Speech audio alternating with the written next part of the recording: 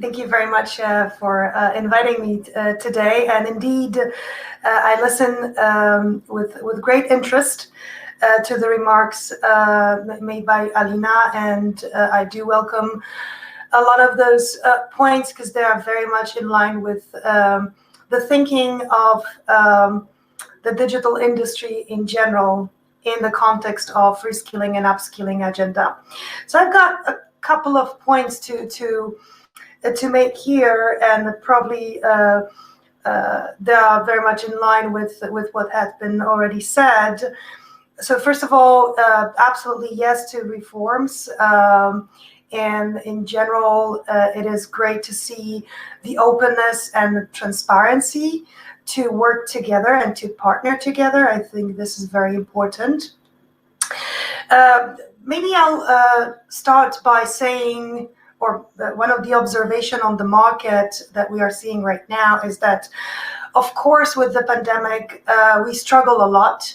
A lot of the industries are struggling or even declining, and that's a huge challenge for our societies and communities. But when you think about what is actually happening during the pandemic, it is that the ICT and digital industry actually is growing or continues to grow. And so it needs a lot more talent, a lot more than currently the education institutions are able to produce for the market. And so if you think about what's been happening between April and November on the job market, in fact, particularly around the cloud jobs openings and vacancies, they've been growing exponentially.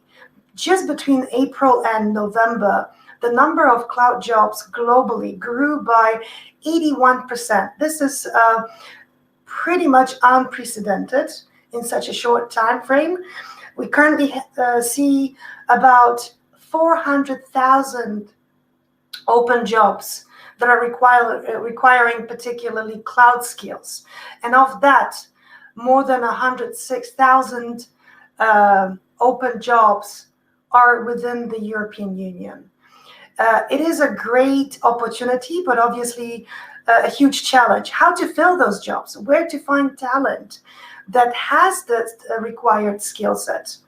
And that is where we can come together and work both private and public sector, because I believe that as digital skills are the top priority and nobody can dispute about that anymore, the great emphasis that needs to be put on is medium and advanced technical skills.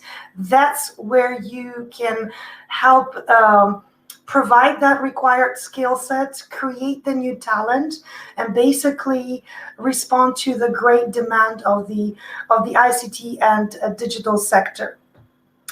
So one of the top priorities that we see is really to organize the training and the education programs around both reskilling and upskilling in order to not just provide the necessary technical skill set, but offer the path to employment.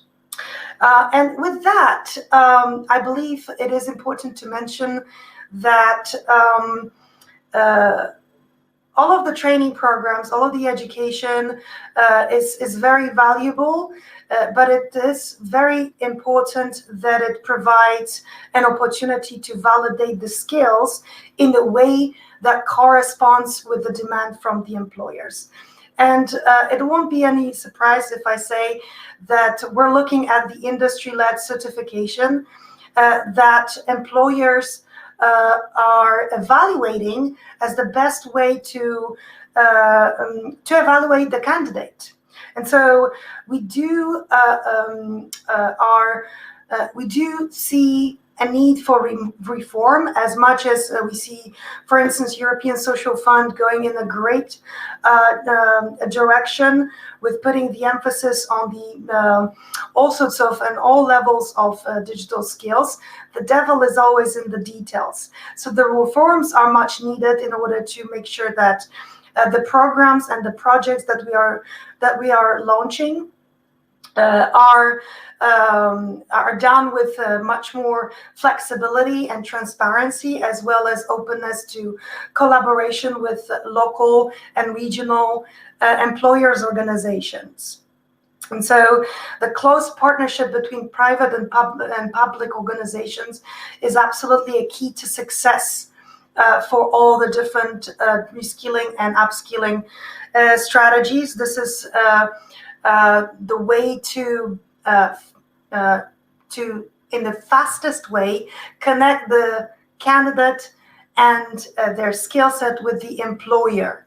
And so if I can only conclude with one call to action, is to really think about how we are driving the reskilling and upskilling programs with the emphasis on medium and advanced technical skills, and in a very close collaboration with employers and private companies that are the ones that will have the right demand for the new jobs to come, for those that will think about changing their careers, changing their skill sets. There's a great news. There's a growing demand for very much entry-level and junior position.